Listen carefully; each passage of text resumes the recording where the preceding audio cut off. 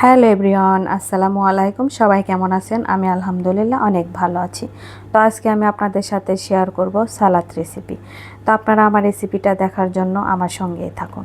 তো এখানে আমি নিয়েছি পরিমাণ মতো শসা কুচি, তারপর দিয়েছি গাজর কুচি, তারপর দিয়ে দিলাম টমেটো কুচি।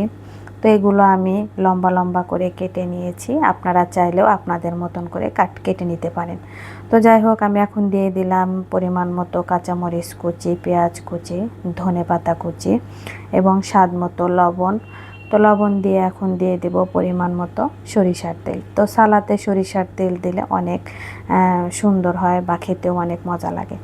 তো যাই হোক, এখন আমি সবগুলো উপকরণ এভাবে ভালোভাবে মেখে নেব। তো ভালোভাবে মেখে নেওয়া হয়ে গেলে এখন আমি দিয়ে দেব এক টুকরা লেবুর রস। তো এখানে আপনারা চাইলেও দিতে পারেন, আর যে আপনাদের পছন্দ মতো, আর যদি না চান তাহলে স্কিপ করতে পারেন। তো যাই হোক, লেবুর রস দিয়ে আমি ভালোভাবে যে মেখে নিলাম। তো হয়ে গেল আমার আজকের সালাদ রেসিপি। তো আমার ভিডিওটা ভালো লাগলে সবাই লাইক কমেন্ট শেয়ার করবেন। আর আজ যারা আমাকে ভালোবেসে স্টার পাঠাচ্ছেন তাদের জন্য আজ থাকছে স্পেশাল ধন্যবাদ।